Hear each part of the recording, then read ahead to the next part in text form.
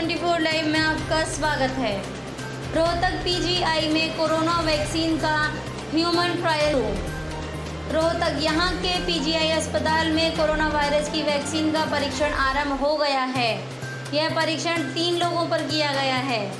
Rohtak PGI अस्पताल देश के उन 13 केंद्रों में सम्मिलित है जहां डीजीसीआई ने ह्यूमन ट्रायल की अनुमति दी है। उन्होंने कहा कि पहले धीरे धीरे इसका ट्रायल लोगों पर किया जाएगा।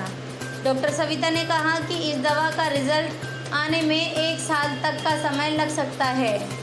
अगर बीच में ही रिजल्ट अच्छे आते हैं तो दवा का ट्रायल के बीच में ही आम लोगों पर भी लाया जाएगा। पीजीआई के वीसी डॉक्टर ओपी कालरा ने बताया कि यह ट्रायल 2 चरणों में होना चाहिए। पहले चरण में 375 व दूसरे चरण में 750 वॉलंटियर्स को शामिल किया जाएगा। उन्होंने कहा कि हमें खुशी है कि इस ट्रायल के लिए रोहतक पीजीआई एसएम को चुना गया है। रोहतक हरियाणा से संजय पांचाल की रिपोर्ट। कैमरामैन सुनील के साथ बने रहिए प्रीति ठाकुर के साथ Meerut news 24 live. Cell line से एंटीबॉडी बन रही हैं, उसके बाद ये एनिमल्स में ट्रायल किए जाए। तो ह्यूमन ट्रायल से पहले ये रैट, माइस और रैबिट्स के अंदर ये ट्रायल किया गया और ये देखा गया कि इन एनिमल्स ने ये वैक्सीन बड़े अच्छे से टॉलरेट किया और उसके बाद उनके अंदर एंटीबॉडी बनने का भी टेस्ट किया गया। तो एंटीबॉडी भी उनके अंदर अच्छी बनी। तो उससे हमें ये एनकरेजमेंट हुआ कि अब ये ह्यूमन ट्रायल की स्टेज आ गई है। तो अब ये ह्यूमन ट्रायल जो शुरू हुए हैं आज, हमें आने वाले 6 महीने के अंदर ये पता चलेगा कि ये पूरी तरह से ये वैक्सीन असरदार होगा या नहीं होगा। तो क्या ये सब कितने लोग सामने आए हैं? कितने लोगों ने पंजीकरण कराया है? पंजीकरण ऐसा है, ये जो पंजीकरण कराते हैं उसके बाद हमें ये जांचना पड़ता है कि ये जितने भी इसके इंक्लूजन के क्राइटेरिया हैं वो मीट कर रहे हैं। क्योंकि कुछ इंक्लूजन के कुछ एक्सक्लूजन क्राइटेरिया होते हैं कि जैसे जो महिलाएं प्रेगनेंसी में हैं या बच्चे को दूध पिला रही हैं या किसी आदमी को कोई बीमारी है जैसे मैंने बताया, तो उनको हम नहीं ले सकते। पंजीकरण के लिए तो हमारे पास 25-30 लोग आए थे, लेकिन उनकी जो है जांच भी करनी पड़ती है कि जिसको पहले ही कोरोना की बीमारी हो चुकी है उनके अंदर तो एंटीबॉडी बीमारी की वजह से भी बन जाते हैं। तो इसलिए किसी को भी पहले अगर कोविड की बीमारी हो चुकी है उनको हम एनरोल नहीं कर सकते और जिनको एनरोल करते हैं उससे 1 दिन पहले उनका ये कोरोना का स्वाब टेस्ट भी करते हैं ताकि जिनको इन्फेक्शन है उनको हम इसमें नहीं लें। प्रिवेंशन ऑफ इन्फेक्शन है ये प्रिवेंशन ये दवाई इलाज करने के लिए नहीं है, ये बीमारी की रोकथाम करने के लिए, क्योंकि prevention is better than cure. PGI के अलावा कितने संस्थान है जहाँ ट्रायल शुरू होते हैं? ये पीजीआई के अलावा अभी 2 संस्थान और हैं जहाँ पर ये ट्रायल शुरू हो चुका है, लेकिन मुझे उम्मीद है कि आने वाले 2-3 दिन के अंदर बाकी 10 संस्थानों में भी ये जल्दी शुरू हो जाएगा। ये माने कि अच्छी खबर आने वाली। हाँ, हमें तो पूरी उम्मीद है कि ये आने वाले समय के अंदर ये वैक्सीन डेफिनेटली सक्सेसफुल होगा और इससे अंदेशा हमें आने वाले 2-3 महीने के अंदर ही पता चल जाएगा कि जैसे जैसे एंटीबॉडी रिस्पॉन्स बढ़ेगा तो हमें पता चलेगा कि ये असरदार है। जी, जल्दबाजी बिल्कुल नहीं होनी चाहिए। जो वैक्सीन का डेवलपमेंट का काम है वैसे तो ये कई साल लग जाते हैं।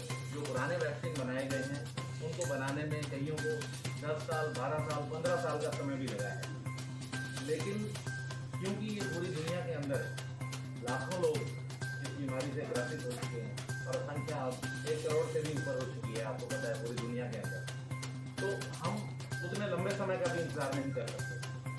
लेकिन इतना कम समय भी नहीं होना चाहिए कि हम सेफ्टी को कॉम्प्रोमाइज़ करें या वैक्सीन लगाना शुरू कर दें और पता चले कि असर नहीं होता। तो सेफ्टी कंसर्न बहुत ज़रूरी है और ये भी जानना कि इस बीमारी के लिए लड़ने के लिए एंटीबॉडी एडिक्वेट अमाउंट में बन रही है या नहीं बन रही, वो भी बहुत ज़रूरी है।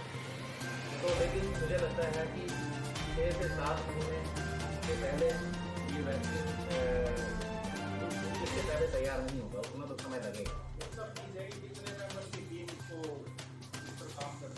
देखिए वैसे तो इसमें 3 मेन मेंबर्स हैं। डॉक्टर सविता वर्मा हमारे ये प्रिंसिपल इन्वेस्टिगेटर हैं जो प्रोजेक्ट भेजा गया है यहाँ पे। उसके बाद डॉक्टर ध्रुव चौधरी हैं, इसके को इन्वेस्टिगेटर हैं। और उसके बाद डॉक्टर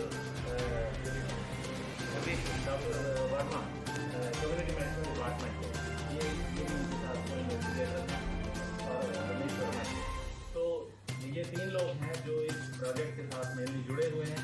बाकी तो पूरा संस्थान इनको साथ दे रहा है, और जो इसमें आगे बढ़ के ट्रायल के लिए जो आ रहे हैं, मैं तो कहूँगा सबसे बड़ा धन्यवाद हम उनको देना चाहेंगे। कितने लोगों का यहाँ इलाज हुआ है और ठीक हो गए, परसेंटेज क्या है? और कितने लोग?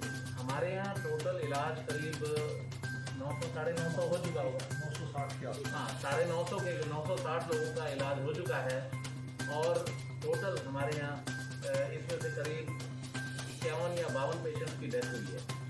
तो ओवरऑल हमारा जो सर्वाइवल रेट है बहुत ही अच्छा है। आज मैंने पर्सनली जाके निरीक्षण किया है इसका कि खासतौर से जो होम आइसोलेशन में है हमारे पेशेंट, इस वक्त हमारे करीब 250-300 पेशेंट हैं जो होम आइसोलेशन में हैं। क्योंकि जो पेशेंट एसिम्टोमेटिक हैं या जिनको हल्के सिम्टम्स हैं, उनको बीमारी जो है 4वें-5वें दिन 6वें दिन अचानक बिगड़ सकती है।